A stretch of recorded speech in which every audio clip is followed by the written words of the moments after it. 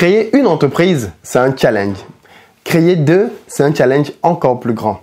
Et pourtant, dans l'interview qu'on va faire aujourd'hui, on va aller à la rencontre d'une dame qui a créé 3 entreprises et qui va nous expliquer comment elle fait pour gérer tout ça.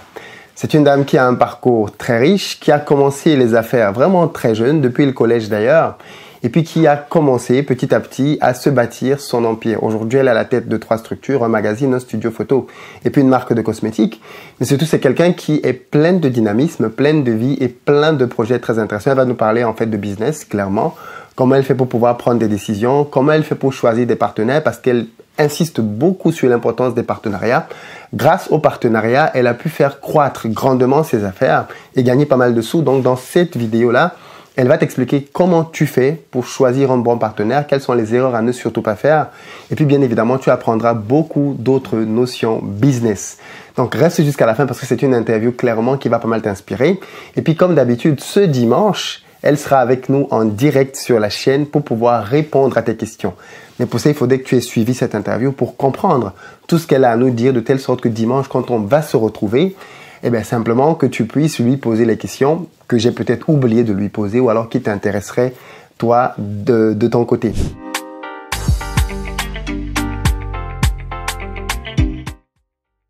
Salut et bienvenue à toi, moi c'est Philippe Simo et ici on parle d'entrepreneuriat et d'investissement parce que je suis convaincu que ce sont les 2 piliers sur lesquels les Africains doivent s'appuyer pour faire émerger leur continent. Donc si toi aussi tu veux faire partie de cette belle aventure, 2 choses à faire. La première, abonne-toi à cette chaîne et active les notifications pour être informé de l'apparition de nos nombreuses vidéos hebdomadaires, business comme celle-ci qui vont te donner du bon contenu. Et puis la deuxième va dans la barre de description, clique sur le lien pour recevoir gratuitement mon petit livret intitulé 10 bonnes raisons de devenir entrepreneur. C'est un tout petit livret que tu lis rapidement et qui va te permettre de te bâtir un bon mindset pour t'aider à te lancer et à réussir dans les affaires. On a le privilège aujourd'hui d'être en compagnie d'une entrepreneur hors norme. Je t'invite donc vraiment à te régaler dans cette interview et à me dire dans les commentaires ce que tu as pensé d'elle, quelles questions te viennent à l'esprit, quelles parties t'ont véritablement marqué et à te préparer aussi pour dimanche pour pouvoir la voir en direct et lui poser tes questions. Je ne t'en dis pas plus, on va la rejoindre. Bonjour Stéphanie. Bonjour. Merci beaucoup d'avoir accepté de te prêter à l'exercice de l'interview. Avec plaisir. Est-ce que tu peux juste te présenter pour ceux et celles qui ne te connaissent pas encore?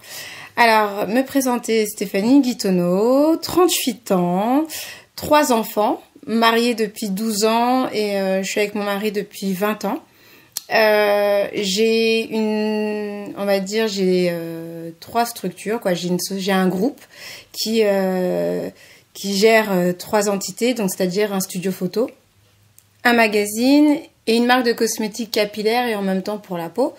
Et à côté de ça, j'ai des engagements politiques et aussi associatifs.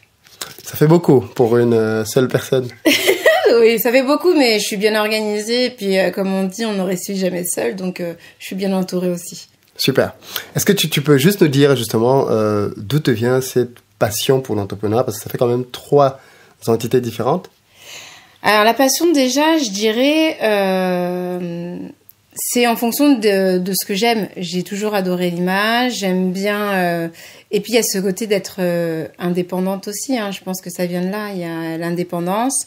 Il y a répondre à un besoin d'un client. Donc, tu vas aller jusqu'au bout de ce qui va... par exemple, juste simplement une cliente qui va venir pour faire un shooting photo. Pour moi, c'est hyper important qu'elle ait une belle image de marque, surtout pour les entrepreneurs.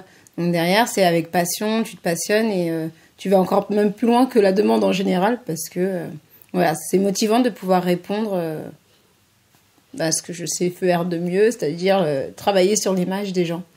D'accord. Ok. Dès le début, quand tu t'es lancé dans le milieu des affaires, tu t'es orienté tout de suite dans l'univers de la beauté, de la cosmétique? Je me rends compte au final, hein, quand je fais un point, que j'ai toujours été dans l'univers de la beauté puisque j'ai commencé par vendre des mèches brésiliennes. Donc ça a à voir avec la beauté au final. Donc c'était par hasard, j'ai acheté des mèches brésiliennes quand c'était à la mode et au fur et à mesure des demandes qui m'ont été faites, mes sœurs en tout cas qui venaient au départ, elles achetaient avec moi. Après d'avoir acheté avec moi, il y avait les copines qui disaient "Ah, elle est bien la qualité", donc elles achetaient et au fur et à mesure je me suis mis à faire mon petit business en me disant je vais plus les payer et au fur et à mesure il y avait de bouche à oreille, en fin de compte, les gens ils te recommandent quand tu fais quelque chose de quali. Et ça a grandi et c'est devenu jusqu'à... carrément, je faisais mon salon à la maison où il y avait des coiffeuses qui venaient et à côté de ça, je continuais à vendre mes mèches, donc j'avais mon pourcentage. Ça, c'était à quel moment ça? Tu étais en études, tu bossais déjà, Alors faut savoir que je suis entrepreneur depuis 2009, mais j'étais salariée dans l'immobilier d'entreprise. Donc vraiment, je travaillais à côté, quoi. Mais j'ai toujours eu cette indépendance financière, donc c'était vraiment à côté. Tous les week-ends, les samedis et les dimanches, c'était vraiment le salon chez moi, quoi. Je réservais les clients qui venaient pour se faire coiffer et en même temps qui commandaient leurs mèches. Non, c'est comme ça que c'est même donc venu. En fait, t'as un peu fait les deux, quoi. Tu étais salarié et puis entrepreneur en parallèle. Ouais. Et quand est-ce que tu te dis, c'est bon, il faut que j'arrête avec le salariat et que je me lance à fond dans mon truc? Alors, moi, le conseil que je peux donner, c'est vraiment quand tu vois que ta rentrée d'argent commence à être à l'équivalence de ton salaire. Là, tu te dis, bon, je vais commencer par prendre un 80%. De ton 80%, ça va te dire, en fin de compte, le mercredi, tu t'organises pour bien gérer tes clientes. Et au final, le samedi et le dimanche, c'est comme ça qu'après, tu as tes clients. Donc, tu te mets à 80%. Après du 80%, tu te dis, bon, il y a quand même de l'argent qui rentre bien. Et c'est là que tu te dis, bon, qu'est-ce qu'il faut faire? Tu diminues au fur et à mesure. Et quand tu vois vraiment que ça a vraiment pris, là, tu lâches le côté salariat. Mais je pars du principe que comme on a tous des obligations, il est important en tout cas de garder sa sécurité financière pour toute obligation, quand tu as un loyer, quand t'as pas mal de choses à faire. Mais à côté, de faire ton business. Puisque moi, j'ai commencé en 2009, mais ma structure, ma société, je l'ai sortie vraiment en 2016. Donc, j'ai vraiment d'abord... Ah ouais, quand même. Tu es parti de 2009 à 2016, ok. Ouais. D'accord. Donc, de 2009 à 2016, j'ai vraiment pris le temps de... Tu es auto-entrepreneur, c'est ça? Auto-entrepreneur, ouais. En auto-entrepreneur, et après, je suis vraiment sortie en société en 2016. D'accord, ok. Donc, ça te permet de faire une vraie transition. Et puis, quand tu as des obligations, je pense, à mon sens, que c'est plus responsable de faire ça. Et puis, en général, il y a aussi la crainte des entrepreneurs, puisque la crainte, faut dire ce qui est. Aujourd'hui, si on entreprend, c'est pour faire de l'argent. Donc, pour faire de l'argent, il faut avoir des clients. Donc, on ne va pas se lancer quelque part si on ne sait pas si déjà notre produit répond à une demande. Oui. Donc, le concept, moi, je dirais aux gens, regardez déjà si ça répond à une demande. Je dirais pas faites tout de suite, parce que je sais que les gens, ils veulent des fois, non, il faut que ça soit à tout prix super bien fait. Non, si tu as l'idée, lance l'idée. Oui. Vois d'abord ce que ça donne et après, tu l'améliores. Tu l'améliores au fur et à mesure, mais dès que tu vois que tu as déjà un premier client, ça veut dire que déjà ton idée elle est bonne. Mais elle va s'améliorer au fur et à mesure. Ça fait encore des années et je continue à améliorer mes demandes en fonction des clients que j'ai. C'est ça, en fait, tu écoutes pas mal le retour de tes clients. C'est hyper important, c'est la base. Pour que tu sois même recommandé, pour qu'on puisse dire que tu fais bien ton travail, tu dois redemander. Et puis après, les demandes, elles changent. Elles s'ajustent. Oui, donc elles évoluent aussi. Donc après, c'est vraiment d'écouter son client. Ça, c'est vraiment important. Quand tu te lances, alors tu me diras, tu faisais quelque chose en parallèle, mais il y a une question qui se pose souvent, c'est celle du capital. Parce que toi, de 2009 à 2016, tu étais auto-entrepreneur, mais dans quel secteur en fait? Moi, j'étais dans le milieu de l'immobilier. Ah, donc en fait, tu as bossé dans l'immobilier en tant que salarié. Ensuite, tu as quitté le salariat, mais tu as continué dans le même secteur en tant qu'auto-entrepreneur, c'est ça? Alors non, j'étais dans le milieu de l'immobilier, mais quand après je suis sortie de ce secteur-là, c'était vraiment pour me lancer. En plus, c'était dans la cosmétique. Donc, c'était deux secteurs différents. Mais c'est quelque chose qui m'a toujours passionnée. Donc, au début, il faut savoir ce que moi, je dis aussi aux gens. Ne pas hésiter, encore plus quand on est salarié, de faire des partenariats.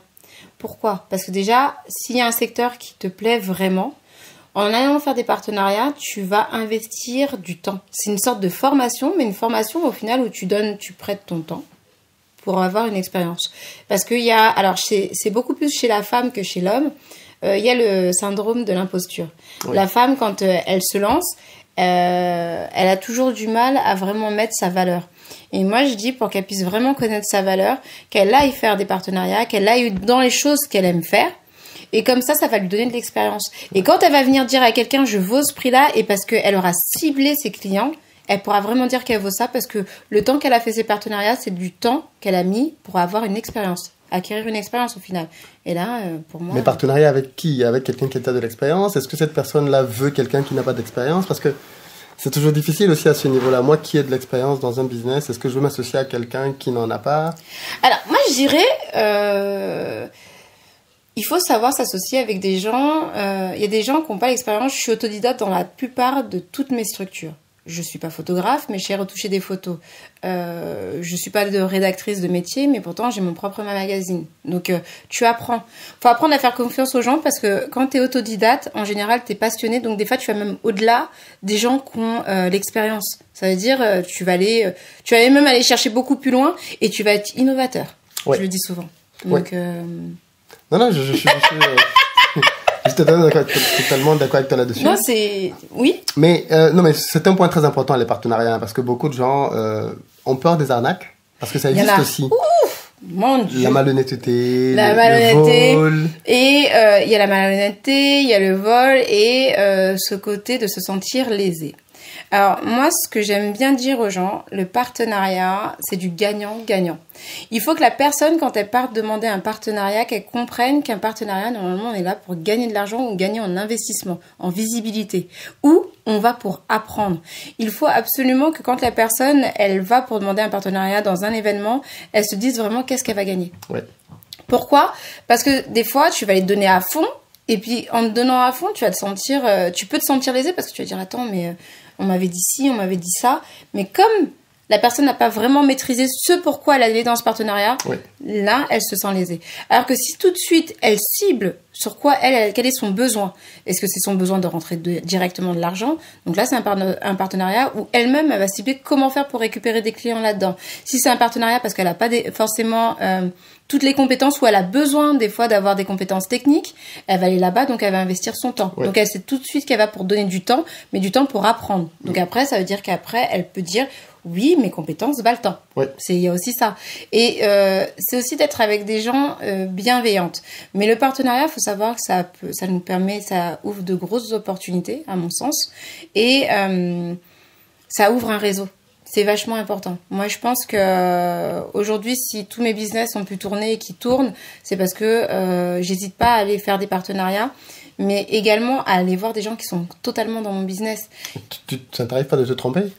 Alors, tu te trompes, mais je dirais que la meilleure limite, il faut se tromper. Tu sais, pour apprendre, tu dois te tromper parce que en te trompant, tu sais ce que tu veux et tu sais ce que tu ne veux plus.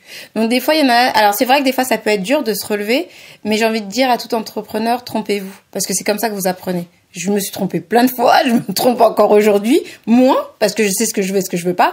Mais derrière, il faut savoir que être entrepreneur, c'est prendre des risques. Donc à partir du moment où tu sais ça aussi, tu vas accepter d'avoir pris un risque et de te dire bon là j'ai risqué, j'ai eu un gros bonus, puis là merde je me suis trompée, mais c'est pas grave. Et pourtant moi je connais aussi des personnes qui ont peur de se lancer parce qu'elles ont peur de perdre peut-être l'épargne qu'elles ont déjà mis de côté dans leur projet. Est-ce que toi tu n'as pas eu ce genre de peur depuis le début alors que tu as toujours été une fonceuse? Alors moi en plus j'ai loupé parce que j'ai loupé un coche, c'est que j'avais tellement peur du crédit alors que mon conseiller m'avait dit non, ne faites pas le crédit, mettez ça de côté. Aujourd'hui, si je peux redonner ce conseil, si vous avez du cash, faites un crédit, ne faites pas comme moi, ne mettez pas votre cash, ça va être vos soldats, ça va être votre survie derrière. Et si t'as peur, mais tu sais, la plupart, quand on voit justement les grands de ce monde, qui n'ont pas forcément fait des grandes études, ils ont pris des risques. Un entrepreneur prend des risques. Un salarié est sur le côté de, c'est le patron qui prend tous les risques. Ouais. Et puis, il a il a ses horaires, ses habitudes, mais il n'a pas à penser comme nous, on pense et on dort jour et nuit sur qu'est-ce qu'il va faire, comment évoluer ou quoi qu'est-ce. Donc, oui, t'as peur. Mais à mon sens, quand tu as une foi inébranlable, et je dis bien une foi inébranlable en toi, et bon, moi après je suis croyante, donc moi je dirais en Dieu aussi, que tu crois que chaque chose, t'es là pour une mission en fonction de ce que tu dois faire, en fonction de tes compétences, tu vas y arriver. Et il n'y a pas de bonnes choses ou de mauvaises choses. À mon sens, il y a ce côté où on se dit là je l'ai pas fait comme ça, c'était peut-être pas la bonne manière, je vais recommencer une autre manière pour que ce soit bien fait. Donc t'as peur, mais si t'écoutes ta peur, ça te paralyse et tu fais rien. et après tu as des regrets. Alors que si tu y vas, tu te diras que tu auras fait. Et quoi qu'il en soit, quand tu te loupes, et tu te relèves. Et tu te relèves en ayant cherché, tu vas à chaque fois chercher les meilleurs, la solution, le A c'est pas passé, peut-être le B il va passer. En gros, c'est ça. Tu te remets sans cesse en question. C'est ça un entrepreneur. Hein. C'est sans cesse, ça revient, ça se repose des questions, ça se dit là ça n'a pas été, ça prend des risques, mais ça prend des risques tout le temps. En plus, tu es allé vers finalement 3 domaines quand même très concurrentiels. La photo, les magazines, il y en a plein. La cosmétique, il y a pas mal de personnes dedans. Comment tu fais à chaque fois pour trouver un business model qui soit rentable? Parce que la photo, par exemple, je sais pas, mais il y a plein de studios photo. Pourquoi tu te lances là-dedans? Alors, est-ce que c'est parce que tu te dis, moi j'ai des gens qui viennent ici pour de la cosmétique et qui ont des besoins de photos et j'en ai marre qu'ils aillent dépenser de l'argent ailleurs? Non, alors moi j'ai fait ça, c'est parce que je voulais être totalement indépendante. Ce qu'il y a, c'est que comme de base j'arrivais à gérer totalement mon image, j'ai voulu être totalement indépendante en me disant pour la cosmétique, il faut gérer de l'image. Je faisais toute la DA, je connaissais tous les photographes, mais derrière à chaque fois il fallait chercher le studio, je me suis dit de toute façon de base, je dois investir puisque je dois toujours payer des photographes. Autant avoir un studio photo. Ça rentre après, comme ça, j'ai plus d'argent à sortir. Et par contre, je peux répondre à une autre demande. C'est-à-dire que maintenant, les jeunes entrepreneurs, ils font appel à moi pour faire tout ce qui est, même pour te dire, à côté de ça, chose que je n'ai pas dite, parce que je me suis dit, ils vont se dire, mais attends, comment elle vit, celle-ci? Est-ce qu'elle a une vie? Est-ce qu'elle dort? Oui, je dors. Oui, je vis. Oui. Mais, par exemple, à côté de ça, j'ai créé mon agence de com. Mais c'est venu malgré moi. Je l'ai pas au début fait, mais de bouche en oreille, on savait que je faisais le magazine. On a commencé à me dire, Stéphanie, tu peux me faire un logo? Ok. Oui, Stéphanie, tu peux, j'ai besoin de vite faire un flyer. Ok. Ma carte de visite. D'accord. De là, après, qu'est-ce que j'ai fait? J'ai pris directement 3 personnes pour bosser avec moi. J'ai recruté 3 personnes. Et aujourd'hui, par exemple, toutes les chartes graphiques, toutes les identités visuelles, pour les jeunes entrepreneurs, c'est quelque chose que je fais. Mais ça vient au fur et à mesure. Mais les gens, quand ils me voient, ils se disent, mais elle fait plein de choses, mais qu'est-ce qu'elle fait au final? Chaque structure a été faite à partir de Beauté Insolente. Beauté Insolente est le centre. Sauf que je me suis dit, pour que cette structure-là, elle puisse vivre bien et que je ne dépende de personne, je vais créer une sphère à côté. Donc, le studio photo, ça me fait toutes les photos de Beauté Insolente, tout ce qu'on fait, c'est moi qui le produis. Donc, je suis en direct. Après, on m'a dit le magazine. Je me suis fait arnaquer par une RP, je donnerai pas son nom, mais je me suis fait arnaquer. Donc, qu'est-ce qui s'est passé? La RP, elle était là pour me mettre dans les magazines. Et de la visibilité. Elle était là pour me donner de la visibilité. Sauf ce qu'il y a, c'est que tu signes un contrat, tu donnes de l'argent, et puis en plus, elle a pas le droit elle avait pas d'obligation de résultat. Ça fait que, derrière, j'ai perdu pratiquement 7500 balles. Et je me suis dit, tant qu'à faire, je vais créer mon magazine. Sauf que je m'attendais pas à ce qu'ils prennent cette ampleur-là. Quand je l'ai lancé, il était déjà prévu dans mon budget marketing. En général, il y a plein de gens, c'est vrai qu'on est obligé de faire des flyers, mais les flyers sont souvent jetés. Je me suis dit, qu'est-ce qui va faire que les gens vont garder? Et je me suis dit, je vais faire un magazine. Ce qu'il y a, c'est que je suis partie voir Sonia Roland pour lui demander si elle voulait bien être la marraine du magazine.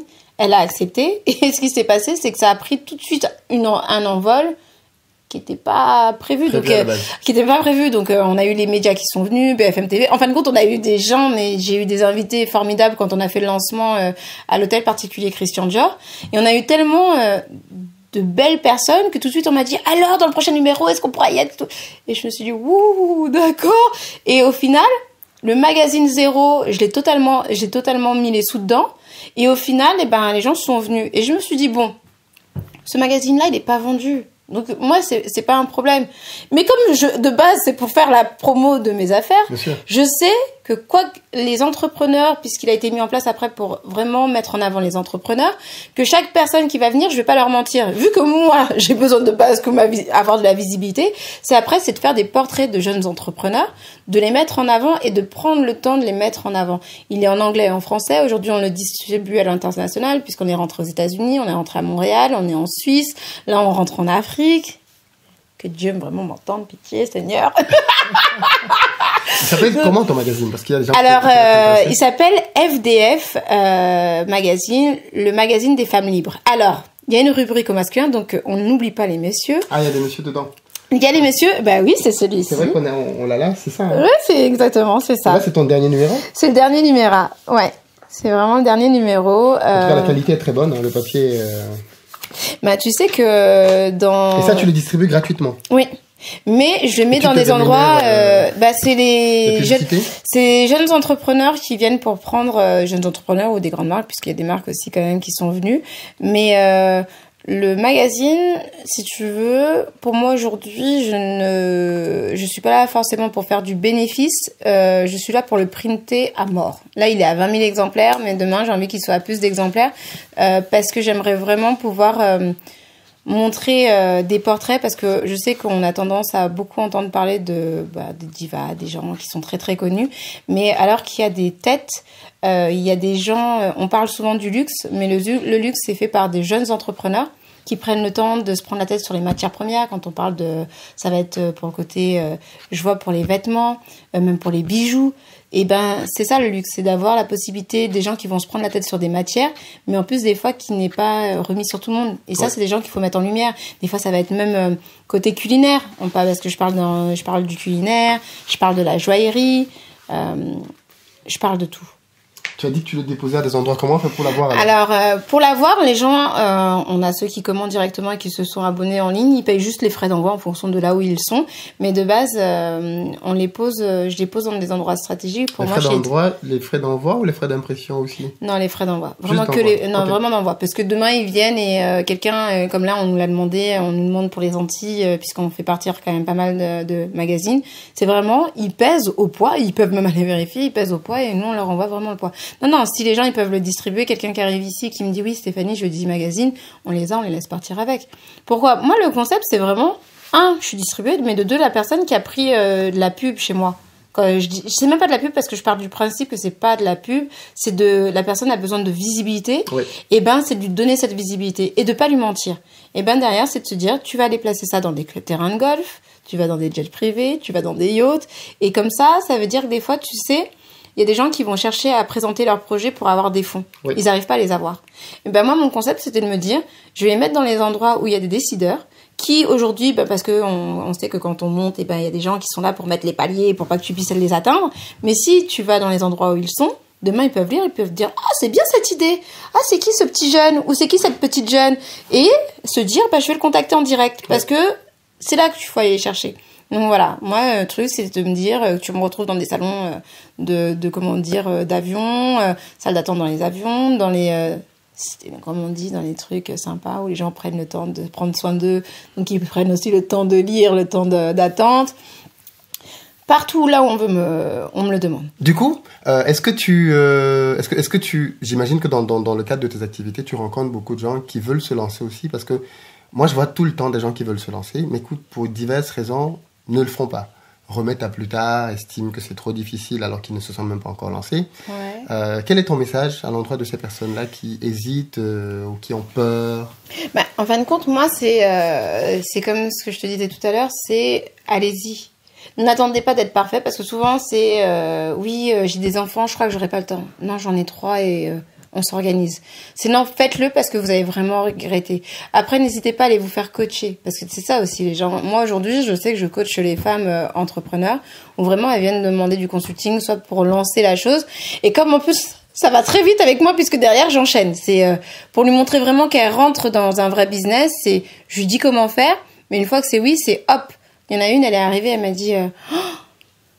parce qu'elle vient, donc on parle de sa structure, je lui dis maintenant on va lancer ça comme ça, et puis elle vient le lendemain, je dis il faut bien que derrière, parce que pour avoir une société, la base de base, il n'y a pas besoin de grand chose, mais t'as une carte de visite, t'as un logo, t'as une société. Pour moi c'est ça en fait, puisque tu vas aller le temps, parce que le côté administratif de se dire vraiment que tu ouvres la structure, c'est une chose. Mais déjà, pour commencer à aller sonder tes clients, tu vas avec une carte de visite, un logo, et go, dès que tu as le premier client, que là, il y a une première facture à faire, là, tu fais la démarche administrative. Mais avant, tu peux déjà commencer à démarcher, tu peux déjà aller proposer tes services. Pour moi, à mon sens, on peut faire ça. Et donc moi, j'ai envie de dire, n'attends pas d'être parfaite, vas-y, et n'aie pas peur au final. Si vraiment c'est le moment de se lancer, il faut qu'elle y aille. D'accord, ok.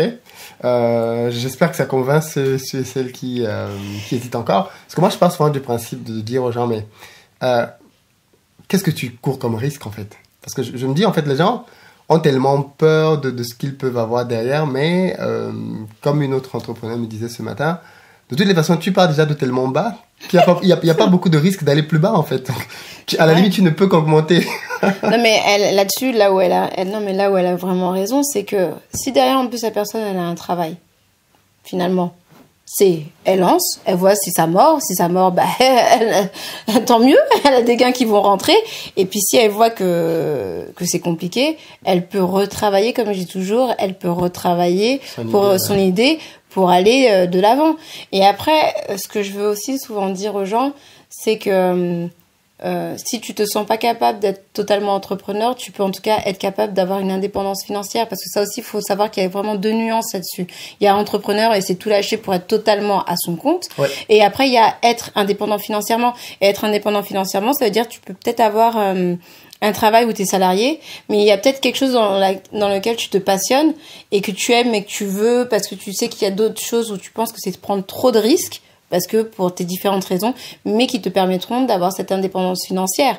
Et de cette indépendance financière, tu vas apprendre à avoir confiance en toi. Et après, si tu vois que ça te ramène autant d'argent que ton salaire que tu as là, là, tu lâches la chose. Mais comme elle dit, tu commences de rien. Finalement, tu pars de zéro. Donc, si tu as un travail, t'as pas besoin de le lâcher, tu commences à voir. Et déjà, tu regardes si tu es prêt à avoir l'indépendance financière. Pour moi, aujourd'hui, tout le monde peut être indépendant, ne peut pas forcément être entrepreneur, parce que c'est pas donné à tout le monde de prendre autant de risques, mais par contre tout le monde peut avoir une indépendance financière. D'accord. Alors une autre question, toi qui es une femme noire en plus, est-ce que ça complique vraiment tant que ça les choses de faire du business en Europe? Parce que on entend beaucoup de choses sur les difficultés que les femmes ont, le racisme, le fait qu'elles sont discriminées. Est-ce que ça s'entend par exemple au niveau du salariat, dans les inégalités par exemple salariales. Mais est-ce qu'au niveau de l'entrepreneuriat, il y a quand même aussi des différences? Est-ce que tu sens parfois que tu... Ah bah oui, tu le sens. Déjà, il faut savoir que d'être une femme, c'est hyper compliqué. Comme tu disais, pour l'égalité homme-femme. Mais alors, quand t'arrives, t'es une femme noire et que tu viens et que tu dis que tu vas venir poser ton business, c'est pas si évident que ça. Pourquoi? Parce que déjà, faut pas oublier, on est en France. Donc la France, on est une partie infime, on va dire. Ça fait combien de temps que tu commences à voir des publicités? Même moi, la dernière fois, j'ai eu mal aux yeux. Non, pas parce que je veux pas que mes frères soient comment dire, à la télé. Mais vu que je suis pas quelqu'un qui regarde beaucoup la télé, quand j'ai réouvert la télé pour regarder, je sais plus quelle information à cause des grèves, là, tout ce qu'on... Mais j'ai vu tellement de publicités où il y avait beaucoup de personnes noires, je me suis dit, wow. Mais c'est pour te dire que là, on commence à les intéresser, mais on a toujours été là. C'est comme on m'a dit, il y en a une la dernière fois qui m'a dit, vous êtes à la mode. Je dis, mais on n'est pas à la mode. C'est juste que, en fonction de comment on sait, les médias peuvent maîtriser l'image qu'elles souhaitent. C'est qu'à un moment donné, au départ, notre argent peut-être ne les intéressait pas, ou ils estimaient qu'on n'était pas économiquement puissant. Et économiquement puissant, alors que quand on te dit dans une 50aine d'années, c'est l'Afrique, le franc stress sera reconnu par rapport à l'Afrique, on parlera plus français. Très largement. Donc c'est qu'à un moment donné, on sait que économiquement on est là, mais c'est surtout qu'on dépense pas mal. Quand tu vois que même en beauté, une caucasienne qui va dépenser peut-être 200 balles à l'année, et ben nous on va dépenser 1 000 euros, tout confondu sur tout le truc. Donc il y a aussi ça. Ouais. Et là-dessus, oui, effectivement, en tant que femme noire, c'est déjà femme, c'est pas évident, mais femme noire, c'est encore moins évident. Donc à un moment donné, tu dois te battre. Mais moi, je dis toujours aux gens que après, faut pas se victimiser, parce que des fois, on a tendance à un refus. Si la personne est blanche, on va se dire c'est parce que je suis noire. Ouais. Alors que des fois, non, c'est pas parce que t'es noire, c'est juste parce que soit ça intéresse pas, ou soit t'as pas été assez, pertinente, ou en tout cas, t'as pas assez bien fait les choses pour que convaincre la personne. Donc, je me dis qu'il faut pas s'arrêter là-dessus. Parce qu'aujourd'hui, je vois que je suis engagée politiquement par rapport à mes différentes structures. Mes clients sont totalement homogènes. Et je pourrais pas dire que j'ai eu des refus par rapport à la couleur, mais je sais que ça existe, donc faut pas mentir. Il y a du racisme, mais moi je pars du principe qu'il faut pas se victimiser et faut avancer, et qu'après, en fonction des personnes, comme je dis, pour moi il y a pas de hasard, tout est écrit. et ben quand les choses doivent arriver, on peut faire ce qu'on veut, ça arrivera. Même si une personne, par exemple, voudrait te barrer ta route, quoi qu'il en soit, si c'est écrit et on a dit que c'était pour toi, tu vas arriver là où tu dois arriver. Donc, faut pas prêter attention à ça, je pense.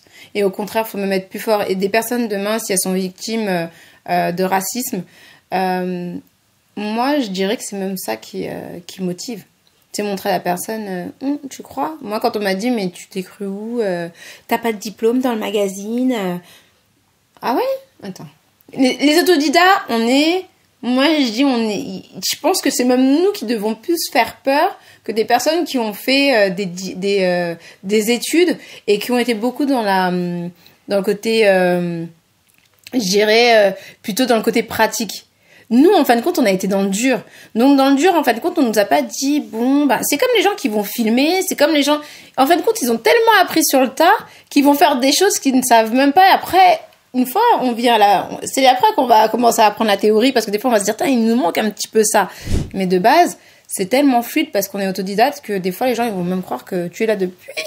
Mais non. C'est juste que t'as amené, en plus, d'être autodidacte, je pense que ça t'a permis même d'avoir ta patte à toi. Moi, je me rappelle, j'ai fait un concours. Si tu veux, moi, j'organise pour trouver l'égérie de ma marque de cosmétiques. Au lieu de passer par des agences, je fais un concours qui est ouvert aux femmes de 18 à 45 ans. Et le concept, alors toutes les femmes, comme le gain, c'est elle devient l'égérie de ma marque, donc beauté insolente, mais on les amène à New York.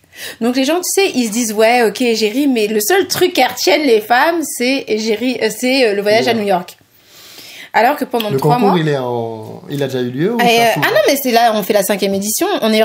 Chaque année, tu fais une égérie. En fin de compte, je fais des sessions. Là, tu vois, j'ai fait 2 ans avant d'avoir, parce que il y avait tout le changement de mes packaging là qui arrive justement cette année. Mais là, on a fait 4 fois New York, et pour la prochaine édition là, qui est pour 2020. La finale aura lieu le 10 novembre 2020. Bah, la gagnante là va partir à Miami. Ah, ok. Ouais, là, on change c'est bon, on a signé New York. Mais sur le principe, la gagnante, tout le monde se pense ça, alors que moi, je pars sur l'éducation pour qu'elles aient confiance en elles. Donc, tu as 20 finalistes, parmi toutes celles qui ont posé leur candidature. Elles vont être coachées par 6 personnes, et pendant 3 mois, on va les amener à avoir confiance en elles et vraiment prendre conscience de qui elles sont.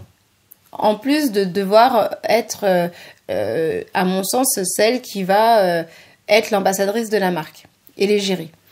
Et moi, j'ai fait une série télé. Et je suis partie... une série télé. Je dirais une série web, plutôt. Donc, j'ai été voir 2 cadreurs. J'ai écrit ma série telle que je voyais. D'accord. J'ai fait 8 épisodes de 13 minutes pour montrer du départ quand la candidate, elle vient au casting. Ouais. On est partis, ils sont venus avec moi, ils ont suivi toute la candidate à New York pour montrer exactement comment ça se suit. Mais Stéphanie, t'as pas de diplôme, comment ça tu vas faire une série? Non, mais... Et ça, je trouve que c'est encore plus motivant. Les gens qui entendent ce genre de réflexion, il faut que ça les motive encore plus, parce que je suis arrivée, j'ai dit que je vais le faire. Et bizarrement, quand je suis partie montrer la série à des chaînes télé, alors qu'à la base c'était du web, elles ont regardé, ah mais c'est trop bien, ah oui on va la diffuser. Alors qu'au départ c'était ces mêmes personnes, en tout cas indirectement, qui me faisaient comprendre qu'il fallait avoir des diplômes pour faire ça. Donc, te voilà qui va peut-être entrer dans l'univers du cinéma aussi. Moi, je dirais pas cinéma, mais petite série digitale, ouais, pourquoi pas. Pour montrer un petit peu ce que je fais, oui. Et en plus, je dirais plus une série vraiment à vraie version humaine où les gens voient vraiment ce qui est. Parce que je sais qu'on aime bien un petit peu, tu sais, faire de la rédaction. Alors que là, c'est de prendre... Aujourd'hui, quand on voit les réseaux, Facebook, Instagram, même YouTube, les gens, ils veulent vraiment voir en direct dans les stories ce qui se passe. C'est de faire ça, c'est vraiment voir exactement comment les choses se passent dans la série, mais en réel, et de voir que la plupart de ces femmes-là, c'est des mères de famille, elles apprennent et elles vivent une aventure totalement incroyable. Il y a des vraies amitiés qui perdurent, qui sortent de là-dedans. Hein. Donc c'est cool. D'accord. Alors aujourd'hui, tu te projettes vers quoi? Parce que là, effectivement, plus on discute, plus je me rends compte en fait qu'il y a plein de choses derrière. On a 3 grosses activités, mais en fait derrière chacune d'entre elles, il y a des choses que tu es en train de préparer. C'est quoi tes projections? Tu veux aller où là maintenant avec toutes tes entreprises?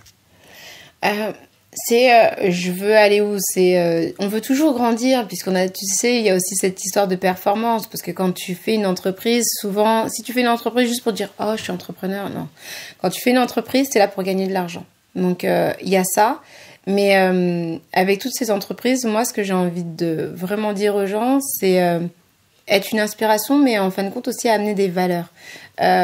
Dire aux gens que, on peut grandir, et quand tu les amènes à... Comment t'expliquer? Pour moi, c'est vraiment aller... où je vais aller avec ces entreprises? C'est montrer à des femmes, en fin de compte, que c'est possible. C'est possible, et même pour te dire, c'est amener des femmes... On dirait que c'est facile pour toi. Toi, Ah non, c'est compliqué. Tu as commencé depuis petite... tu as eu...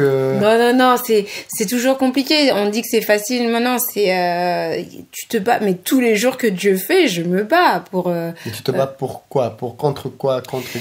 Parce que tu te bats pour trouver des clients, tu te bats parce que derrière, tu sais que t'as des obligations financières, t'as un loyer, t'as des salariés, tu sais, tous les jours. Donc, c'est aller trouver les clients, faire que on reconnaisse ton business. Ouais. Donc, et c'est ça le truc, c'est qu'on reconnaisse ton business, mais qu'on reconnaisse aussi... en général, quand tu crées un business, c'est que ton business a des valeurs. Et tu vois que ces valeurs, t'arrives à les partager, que t'arrives, et puis t'as aussi aujourd'hui, on est dans l'ère du temps où on consomme différemment, donc aussi c'est en fonction de ta vision des choses, et ben c'est de les amener aussi, ce qui est pas forcément évident. Donc non, c'est pas si facile que ça tous les jours. Déjà de base, d'avoir des clients et de pouvoir faire mûrir ton entreprise, c'est ce qui est le plus compliqué. Ok, mais du coup, par exemple, dans tes différentes activités, parce que moi, j'ai souvent le sentiment qu'en tant qu'entrepreneur, on dit des choses un peu générales, macro, tu vois, mais ça reste très flou pour quelqu'un qui ne comprend pas le business.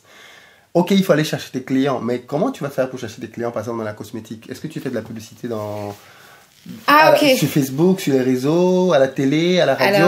Où est-ce que tu vas chercher ta clientèle? Comment tu te fais connaître davantage? Alors, à mon sens, vraiment, quand on fait un business, il y a deux manières de comprendre la communication. Par exemple, une personne qui va aller dans un magazine. Moi, c'est surtout, je veux que les gens ne se fassent pas attraper là-dessus. C'est que un magazine, je parle vraiment pour les grands magazines qui sont beaucoup lus, ils vont t'appeler, ils vont te dire, voilà, mets 5 000 €, on attend de personnes qui lisent mon magazine, et tu vas voir, ça va te ramener des clients. C'est faux. J'ai eu énormément de jeunes entrepreneurs aujourd'hui que je gère, et qu'on fait des pubs dans certains magazines dont je tairai le nom parce que sinon on peut me faire des problèmes, mais ils ont eu, en termes de retour, c'était Walou. Une personne qui va dans un magazine, je le dis, il va pour en fin de compte poser sa marque, mais avoir de la crédibilité. Il peut bien évidemment avoir des retours, mais c'est de la crédibilité qu'il va chercher. C'est comme quelqu'un qui se dit, effectivement, je fais de la pub dans le métro, je fais des trucs. C'est de la crédibilité. Il y a des millions de personnes qui voient, mais il faut savoir que la pub, il faut qu'on te voit et qu'on te revoie et qu'on te revoie. Et plus on te revoit, plus t'es crédible, et plus on se dit, ah, c'est une vraie marque. Après, pour aller chercher des clients, avoir vraiment des clients, à mon sens, on va faire des salons. En tout cas, pour la cosmétique, on va dans les salons pour que les gens puissent déjà savoir qui tu es. Donc là, en plus, tu sondes la clientèle et tu peux vraiment parler avec eux, tu peux comprendre leurs attentes. Donc, je peux vraiment échanger.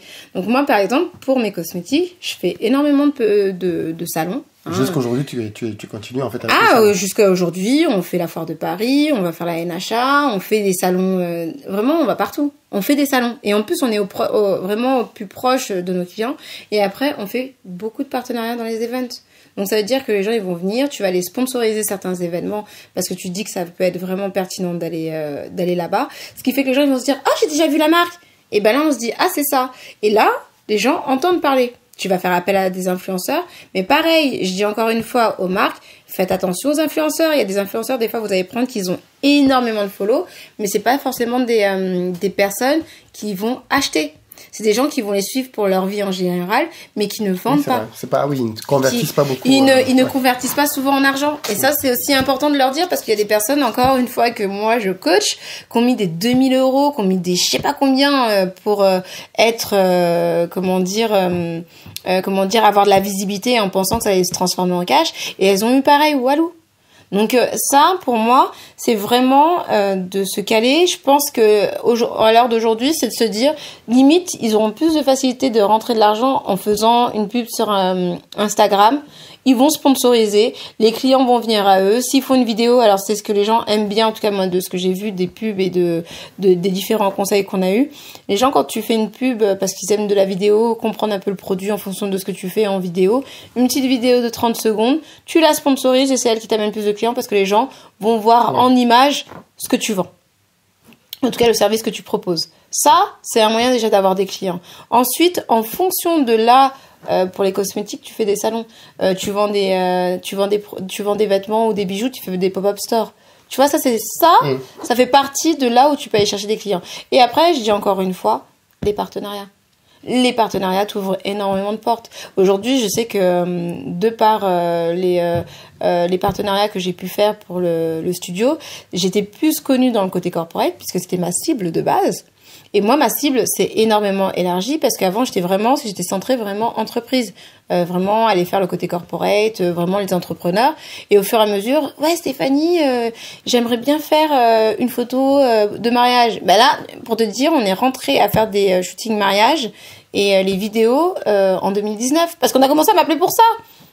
Donc, au fur et à mesure, t'écoutes vraiment. En fait, dès que le marché s'ouvre à toi, t'y vas. C'est pour ça que je dis aux gens, dès que t'as une carte de visite et derrière, tu peux aller la donner à quelqu'un et t'as un logo, t'as déjà la possibilité d'aller proposer ta prestation et de ta prestation, tu l'améliores parce que c'est ton client qui va te dire ce qu'il attend de toi.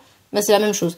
Nous, on est passé de corporate à finalement maintenant on fait corporate, on fait les particuliers le week-end, la semaine c'est le corpo, c'est événementiel, on fait vraiment de tout. C'est vraiment en fonction du besoin. Alors oui, juste avant de terminer, est-ce que je voulais qu'on revienne un peu sur l'aspect quand même des partenariats, parce que tu en as parlé un peu tout à l'heure et c'est vraiment un levier de croissance en réalité, le fait de trouver un bon associé, un bon partenaire.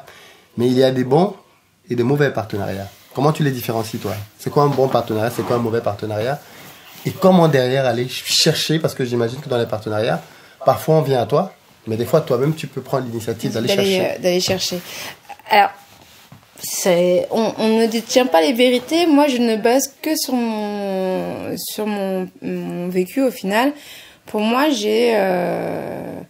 y a 3 styles de partenariat, mais ça c'est les miens en fin de compte. C'est ma vision en tout cas du partenariat. Après, qui est aussi assez général.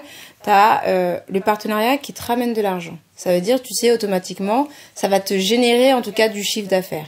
Ça, c'est le vrai partenariat de base qui doit se faire de base. Après, t'as le partenariat vraiment où tu vas apprendre, mais en même temps de cet apprentissage, il faut que ça te donne de la visibilité. C'est important. Ça, tu apprends, mais de la visibilité et de la vraie visibilité. C'est pas juste, on va voir ton logo quelque part, par-ci, par-là. C'est de la vraie visibilité qui fait que toi, tu vas pouvoir, à un moment donné, de cet événement, dégager de la lumière sur toi, ton activité, à mon sens. Et après, alors ça, c'est un autre partenariat qui m'est totalement propre, mais là, c'est du partenariat où moi, j'appelle ça... tu donnes avec le cœur, mais tu en prends une richesse humaine et personnelle. Donc là, t'es dans l'apprentissage, mais t'es pas dans le même apprentissage. Là, j'estime c'est vraiment toi, la relation aux gens et ton cœur, tu donnes. En gros, c'est vraiment ça. Tu vas apprendre de toutes les façons parce qu'il y a l'humain qui va se faire, mais c'est ce vrai partenariat. C'est, à mon sens, par exemple, moi, c'est des associations que je vais aider et ces associations, soit je peux leur apporter quelque chose, et là c'est plutôt à elles que je veux que l'argent rentre pour les aider à pouvoir évoluer et à aider. Je sais que j'aide pas mal de femmes qui sont des fois dans la reconstruction de elles-mêmes, soit parce que elles ont subi des violences, tout dépend, soit elles ont eu un cancer du sein. Voilà, ça c'est plutôt des partenariats où je ne suis pas dans social, on va dire. Ouais, c'est du social, mais tu sais, t'es même pas dans le truc que tu veux aller dire à tout le monde, regardez, oui, j'ai fait. T'es pas dans le calcul. Là, t'es plus dans l'humain, et là, c'est pour ça que je dis c'est propre à toi parce que c'est propre à ton histoire. Tu vois, et moi, il y a des partenariats que je vais où on va venir me chercher, où ça va être par rapport à mon histoire, et je vais avoir la facilité d'y aller parce que ça va me sensibiliser sur mon histoire, comme d'autres ils seront sensibilisés sur d'autres histoires. Mais pour le partenariat qui ramène de l'argent, les gens, ils oublient une chose, c'est le cash monnaie. Et je pars du principe que si tu fais un partenariat, il faut qu'à un moment donné, ça puisse te ramener de l'argent. Et pour que ça te ramène de l'argent, il faut que tu trouves, en fonction de ton activité propre, quand tu vas aller voir la personne, comment ça peut se transformer en argent. Une explication. Par exemple, aujourd'hui, je sais que nous, on vient nous voir, mais après, il faut que tu sois bon aussi dans ce que tu fais. Hein. La fille qui est... Mais aujourd'hui, par exemple, je sais que quand les gens ils sont venus, ils vont me dire, en fonction d'eux, ils vont me dire, bon, voilà, pour le studio, on aimerait vraiment que tu puisses nous offrir des bons photos. Alors, si je vois que je peux offrir, parce que je le fais pas tout le temps, je vais le faire. Sinon, je vais faire à tarif préférentiel. Ça, c'est un bon partenariat. Donc, je sais pas, je dis un truc, mais t'as en général quelque chose qui coûte à la base 30 €. De 30 €, la personne, elle vient te voir, mais elle veut absolument avoir ça. Parce qu'elle sait que c'est une valeur ajoutée. Toi, qu'est-ce que tu vas faire? Tu vas lui vendre à moindre coût. C'est limite, tu vas te dire, bon, ben, au lieu de 30 €, ok, je vais te le faire à 10 €. Mais sur cette... remise, hein. C'est une bonne remise. Mais sur ces 10 € là, tu dis, bon, tu fais à 10 €, ça veut dire quand même que t'as pas de marge, là. T'as vraiment très peu de marge, donc t'as 20 € quand même qui part. Mais le client qui va venir par rapport au service que tu vas faire, ça va te ramener. Si le client a aimé ton produit, il va revenir. Ouais. Et quand il revient, en fin de compte, même lui, si tu t'es bien, et c'est là où le service client est hyper important, c'est que si le client, il a passé un bon moment avec toi, dans le shooting photo, par exemple, derrière, la première personne à qui il va penser, c'est toi. Oui. Et ben moi, ce qui s'est passé, c'est tout bête. C'est des gens qui viennent pour du particulier et je me retrouve à les shooter après dans leur société. Parce que des fois, tu as des particuliers, tu ne sais pas ce qu'ils font dans la vie. C'est vrai. Et ben, je me suis retrouvée au final à apprendre que j'avais des RH, j'avais des directeurs de grosses entreprises qui nous ont dit qu'ils ont passé tellement un bon moment. Il y en a un, il est venu, mais sa femme, elle a tellement aimé qu'après on nous a rappelé pour aller faire les photos dans son entreprise. Donc ça, tu te dis que automatiquement, t'as carrément baissé tes coûts.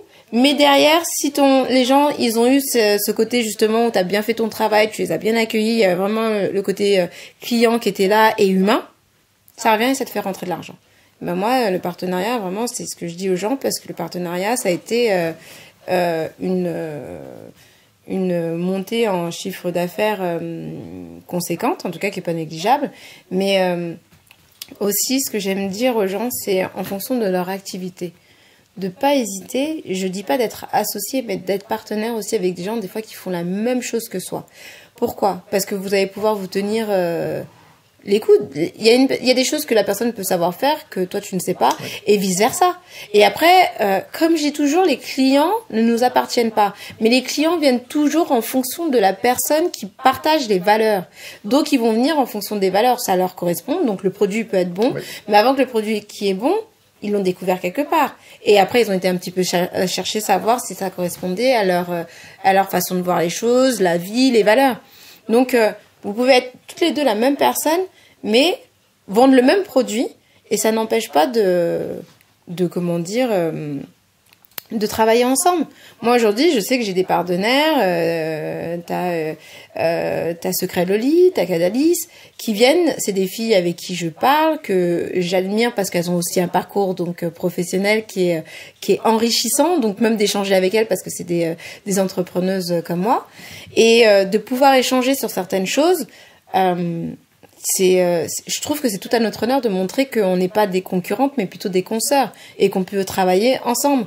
Et demain, de dire, et de pas avoir même peur de dire à une cliente, écoute, j'ai pas ce produit-là, ou quand tu vois qu'en fonction de sa demande, ça correspond pas, va plutôt chez telle personne parce que je sais que ça va t'aller. Là, tu penses au bien-être de la cliente, et je peux t'assurer qu'en faisant ça, même les clientes en voyant qu'il y a justement ce côté de sororité pas entre femmes, même déjà de dire chez moi j'ai pas ça, mais va chez elle. Au lieu de dire absolument parce que tu veux lui vendre, mais là tu réponds vraiment aux besoins de la cliente en disant écoute, elle fait ça, va chez ma consoeur, elle fait ça, mais elle-même elle va se dire waouh. Là, tu fais quelque chose de... Tu es authentique, tu es honnête. T'es authentique. Tu cherches pas juste sur l'argent. Non. Et là, je pense que c'est bien. Et en plus, après, tu as un échange facile. Voilà, les personnes iront en fonction de... Il y a un vrai truc à faire, à mon sens, de travailler ensemble. Et en plus, c'est là où tu vas beaucoup plus loin. Dernière question. Depuis que tu es entrepreneur, qu'est-ce que ça t'a apporté finalement, en tant que personne? Waouh! Ça m'a apporté... Alors, les gens te diront... moi, ça m'a apporté une certaine liberté. Donc, c'est une liberté d'expression. Parce que finalement, en fonction des différentes activités que tu fais, tu exprimes un petit peu à travers tout ce que tu fais. Mais une richesse en termes de rencontres, de connexion, d'ouverture d'esprit, parce que c'est là que tu vois que on est tous différents et que c'est là où la tolérance, elle rentre en compte au final, parce que tu apprends que il n'y a pas qu'une seule vérité, mais il y a différentes vérités. Et ces différentes vérités, c'est en acceptant les cultures des autres. Et donc là, tu t'ouvres. Et ben, honnêtement, dans mon business, j'ai appris ça. J'ai vraiment appris cette culture d'esprit et d'ouverture. Et comme il y a l'ouverture, et ben, il y a de l'argent qui rentre. Indirect, quelque part, parce que tu t'ouvres et t'apprends. Donc, une autre personne va t'apprendre une autre culture de voir le business, parce que vraiment, pour moi, l'entrepreneuriat aussi, c'est culturel dans le sens où on va t'apprendre. Et comme c'est pas dans la culture ça n'a pas été dans la culture de ma mère d'avoir ce côté entrepreneurial, je l'ai appris et je continue à l'apprendre au fur et à mesure de gens que je rencontre. Ils ont une autre manière d'entreprendre, et ça, c'est une culture. Ils t'apprennent, il y a une personne, elle va venir, elle va dire ouais, ben moi finalement je fais ça, et waouh, tu te rends compte que son business model il est sympa, et donc après il y a des choses à prendre, il y a des choses à jeter, mais tu t'améliores et t'apprends. Donc ça, c'est pour moi, c'est la meilleure des choses. Et tu sais, des fois, faut se poser... les gens ont tendance à croire que la sécurité, c'est le salariat. Alors que si tu regardes, tout dépend de quel œil tu te poses. Parce que t'es salarié, là, je vois par rapport à ce qui se passe dernièrement... t'es à 2 ans ou 3 ans ou 5 ans de la retraite. Moi, en tant que patronne, je décide de fermer parce que les conditions, tu vois, fiscales me conviennent pas. Je ferme. Ben, qui est vraiment dans le baba? Moi, je pars aux Bahamas. Parce que là, c'est ce qui se passe avec les grands de ce jour. Hein. Il part aux Bahamas, il s'en fout. Mais il laisse combien de personnes sur le carreau au final? Que des salariés. Mais des fois, c'est des 2000, des 3000 ou des 4000 personnes.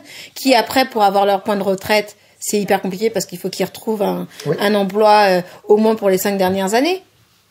Et qui n'est pas dans la sécurité? Au final, souvent on parle de sécurité, mais si en fonction de l'œil où on regarde, la personne qui est en plus en sécurité, c'est la personne qui est indépendante. Et non pas la personne qui a le business, c'est ça. C'est ça. C'est ça. Donc, le mot de la fin? Le mot de la fin? Pour ceux et celles qui nous regardent? Alors, pour ceux et celles qui nous regardent, moi, si j'ai un mot à vous dire, ayez une foi inébranlable en ce que vous faites. C'est hyper important. Croyez en ce que vous faites. N'hésitez pas à le faire.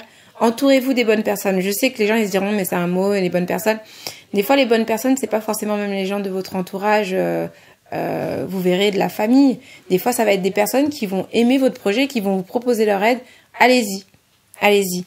Mais si vous avez un conseil à demander, allez demander aux gens qui sont dans la même optique que vous, donc des entrepreneurs. Si vous allez demander conseil à des personnes qui n'entreprennent pas et à qui vous voulez avoir des conseils sur l'entrepreneuriat, je pense que vous n'aurez pas forcément les bonnes réponses, à mon sens. Mais ne lâchez rien. L'entrepreneuriat, c'est quelque chose de bien. Et honnêtement, n'hésitez pas. S'il y a besoin de conseils, moi, c'est avec grand plaisir en tout cas. Merci beaucoup. Merci. Et je te dis à dimanche. À dimanche, ouais. Hâte d'avoir les questions là. Donc là, c'est...